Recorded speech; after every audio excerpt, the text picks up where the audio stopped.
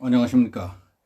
오늘은 최근 군 당국이 납포한 북한 주민 2명과 그들이 타고 온 오징어배를 북한으로 추방한 사건과 관련해서 그때그때 달라지는 적폐의 모습들이라는 제목으로 말씀드리겠습니다.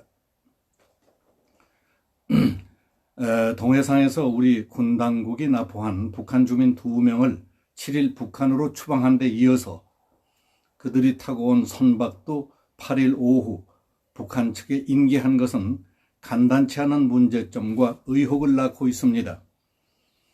판문점 공동경비구역 대대장이 청와대 국가안보실 제1차장에게 휴대전화 메시지로 직보한 일이 탄로나지 않았다면 국민들은 그런 사건이 있었는지조차 몰랐을 것이라는 등 뒷얘기들이 끊이지 않고 있습니다. 자유한국당 김진태 의원은 9일 자신의 페이스북에 올린 글을 통해서 문재인 정부가 16명을 살해한 혐의를 받고 있는 북한 선원 2명을 강제 북송한 이 일은 의문투성이다. 2명이 16명을 살해했다고 하는데 그들이 터미네이터냐? 조사 당시의 영상을 공개하라고 요구했습니다. 김 의원은 북한 선원들이 타고 온 배는 국정원 요청으로 깨끗이 소독했다고 했다. 이는 누가 봐도 증거인멸이다. 조사하는 흉내만 내다가 닷새 만에 서둘러 북송한 것이라고 주장했습니다. 이처럼 대충 보기에도 이 사건 속에 담겨져 있는 여러 가지 석연치 않은 일들 가운데 반드시 바로잡아야 할 심각한 문제들이 많습니다. 그 가운데 2가지만 짚어보겠습니다. 먼저 최전방을 지키는 현역 대대장인 고급 장교가 군이라는 특수조직의 명령 체계를 어기고 청와대 안보실 차장에게 직접 문자 메시지를 보냈다는 사실은 그냥 넘어갈 일이 아니라고 생각합니다. 이후에 어떻든 그런 행위는 명령을 내리고 보고를 받도록 돼 있는 통로인 군대의 명령 체계가 무시된 심각한 기강해이 현상이라고 해도 변명의 여지가 없습니다.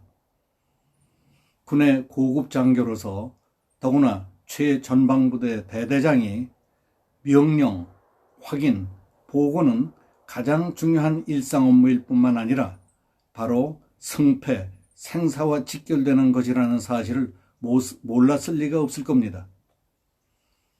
그럼에도 불구하고 일단 유사시에 상황을 반드시 알고 즉각 필요한 조치와 명령을 내려야 할 직속 보고 라인을 빼놓고 청와대 안보실로 직접 메시지를 보내게 된 이유와 의도가 무엇이었는지를 끝까지 밝혀내야 합니다. 그래서 군에서 다시는 이와 같은 군기강회의, 더 나아가서 국가조직과 직능의 피폐 현상을 초래하는 일이 없도록 철저히 다져놓지 않으면 안 됩니다. 생각해 보십시오. 판문점 관련 상황을 청와대 안보실 차장은 전방부대 대대장으로부터 직보를 받아 이미 알고 있는 것을 국방부 장관은 모르고 있다가 언론 보도를 통해서 알게 되다니 이게 어디 제대로 돌아가는 군대고 정상적인 국가 시스템이라고 할 수 있겠습니까? 이 일에 관계된 사람들은 지위가 어떻든 뼈아프게 반성할 기회를 갖도록 해야 할 것입니다. 메시지를 받은 청와대 국가안보실 1차장과 메시지를 보낸 대대장은 과거에 직접 모시던 상하 관계였던가 그럴듯한 이유가 있기 때문에 무심코 저지른 일일 수도 있겠지만은 상부에 보고해야 하는 사항이라면은 반드시 매뉴얼대로 규정대로 했어야 합니다. 군에서 일어난 이런 일은 과잉 충성이나 지나치게 잘 해보려는 과욕에서 빚어진 것이라 할지라도 매뉴얼이나 규정을 벗어났다면 벌을 받아야 마땅한 일입니다. 그리고 또 하나, 조사 과정에서 귀순 의사까지 밝힌 사람을 우리 국내법 절차에 따라서 처리하지 않고 북한의 의사를 타진해보고 북한이 원하는 대로 추방시킨 데 대해 문재인 정부가 국내외적으로 비난에 휩싸여 있다는 사실입니다. 김진태 의원은 북한 이탈 주민은 헌법상 대한민국 국민이기 때문에 대한민국에서 재판받을 권리가 있다. 무죄 추정의 원칙도 적용된다. 북송하면 총살당한다. 헌법상 우리 국민인데 사형시키라고 북쪽으로 보내는 것이 인권 변호사 출신이라는 대통령이 할 일이냐고 묻고 있습니다. 미국의 북한인권위원회 그레그 스칼라티우 사무총장은 한국에서 추방된 북한 주민 2명은 북한에 가면 고문과 사형에 처해질 가능성이 있는 사람들이다. 그런 것을 뻔히 알면서 그런 사람들을 사지로 추방하는 것은 UN 고문 방지 협약과 정치적 권리에 관한 국제규약 위반이다. 특히 대한민국 헌법상 북한 주민도 국적자로 간주되는 만큼 이번 추방 조치는 헌법을 위반하고 훼손한 처사라고 비판했습니다. 미국의 보수 논객들은 북한이 원하는 대로 한국이 변하고 있다. 한국의 북한 주민 추방 조치는 UN 고문방지 조약 제3조 위반이다. 이들을 북한으로 돌려보냄으로써 한국이 북한의 사법제도를 적법하다고 용인한 셈이라고 했습니다.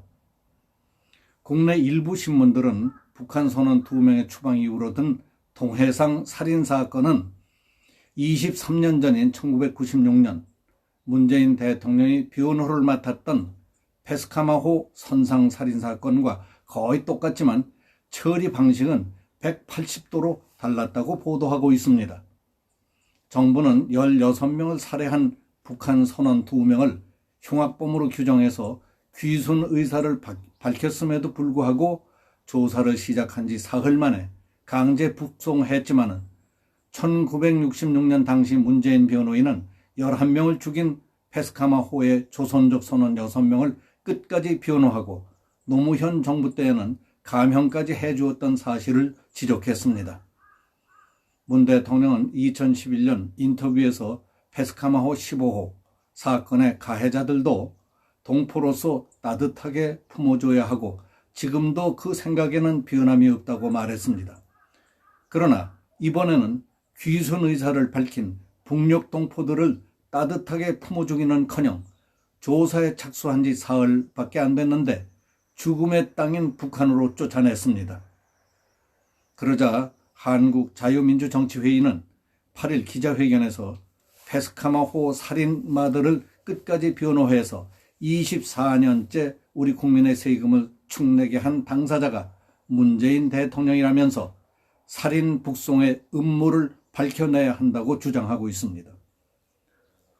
원칙, 소신, 철학, 일관성 없이 이해관계에 따라 또 상황에 따라 그때그때 달라지는 것이야말로 적폐를 낳게 하는 적폐 중의 적폐, 적폐의 원천입니다. 위에서 예로 든 군의 명령 체계를 무시한 직보의 문제점도 그렇습니다. 같은 성격의 해상살인 사건이지만 이번에 있었던 북한 오징어배 사건을 23년 전 페스카마 15호 사건 때와 정반대로 처리한 일도 원칙, 소신, 철학, 일관성 없이 여건과 상황 그리고 자기 속셈에 따라 그때그때 달라지는 적폐의 흉악한 모습이라고 봅니다. 그런 뜻에서 진정한 적폐 청산 작업은 각자의 마음속에 깊숙이 자리 잡고 있는 적폐 중의 적폐, 적폐의 원천부터 깨끗이 청산하는 데서부터 시작돼야 한다고 믿습니다. 오늘은 여기서 마치겠습니다. 감사합니다.